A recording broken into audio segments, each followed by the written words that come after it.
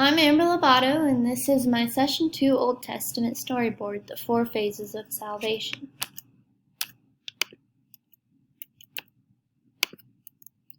Looking at the book of Genesis, it begins with the creation and the start of the most encompassing story ever told in history.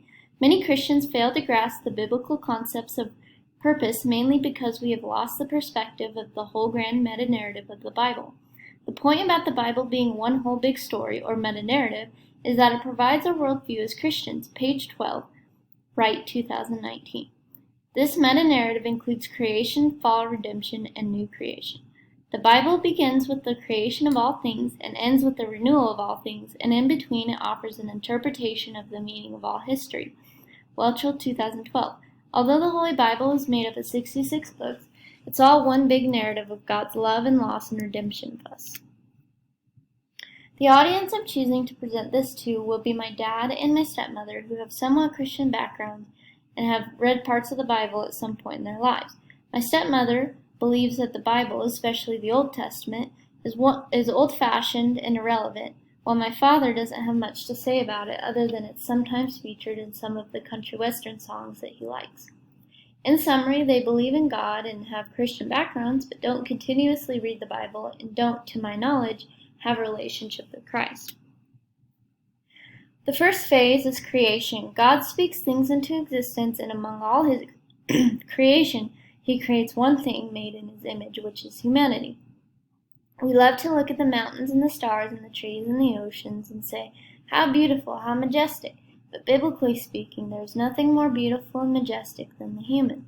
Because they are made in God's image, we have worth and value, and God loves them in a distinct way. Humans live in this garden with him and worship him and love one another. The second phase is the fall. It only takes 3 chapters for humans to mess up a good thing. God only gives humans 2 commands: be fruitful and multiply, and don't eat from this one tree. Adam and Eve rebel against him, which in turn affects all successive humanity with the consequences of sin, which is death, leading to the perished kingdom full of sin and corruption. Because you have listened to the voice of your wife and have eaten of the tree which I commanded you, cursed is the ground because of you, and pain you shall eat of it all the days of your life. Quoting Genesis 3:17. This should be applied to our lives in that it brings identity into our lives and holds us to a higher standard. For example, those who believe in the Big Bang and evolution believe that humanity was an accident or due to luck. But how does being an accident affect someone's self-worth? Because we know that we were made in his image and given dominion over the fish in the seas and the birds of the heavens and over every creeping thing that creeps on the earth, quoting Genesis 1:26, we know that we can walk with dignity, that we are above eating on the floor like dogs or breeding like cattle. We know his love for us and should therefore consider his standards for us. The phase of the fall can be applied to our lives as well in that it reveals the mistakes and imperfections of humankind. It allows us to understand that we can never live up to God's expectations of us fully, which is why we need his mercy, grace, and salvation. For example, if you've ever felt lust, you've sinned and therefore deserve death. But because of God's mercy and grace and the salvation we gain through him, we are able to live an eternal life with God. This brings us to our next phase, redemption. God doesn't leave humanity without hope. Through Adam, God starts a cycle of redemption. He promises the advancement of his kingdom and promises he made to Abraham. You planned this for evil, but God planned it for good to save many lives, quoting Exodus 50:20. These words summarize not only the story of Joseph and his family, but the book as a whole. From Genesis 3 onwards, humans keep acting selfishly and doing evil, but this God doesn't leave his world to its own devices. He remains faithful and determined to bless his people despite their failures. The Bible Project, 2016. The fourth phase, new creation.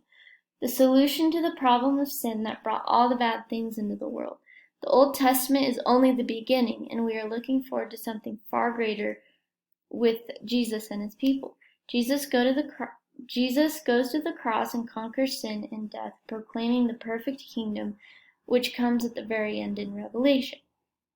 He shall bruise your head, and you shall bruise his heel, quoting Genesis 3:11. You can see this especially in how that mysterious promise about the descendant of the woman gets developed throughout the book. So remember Genesis 3. God promised that this wounded victor would come and crush the snake and defeat evil at its source. This is a part of how God is going to bring his blessings to the nations. The Bible Project 2016. We can apply this to our lives when we consider the corruption in the world and the corruption in our lives, and when these things spark fear in our hearts. We can rest easy knowing that there's hope for our future and that we are saved from our past failures. But we should still strive to live out our lives without sin, and when we can't, confess our sins in prayer and know that we are loved and redeemed by God. I often ponder about the state of the world and where we are going in the future, but I know that the future is not grim, but we can look forward to Christ's return in his new kingdom. Thank you for listening.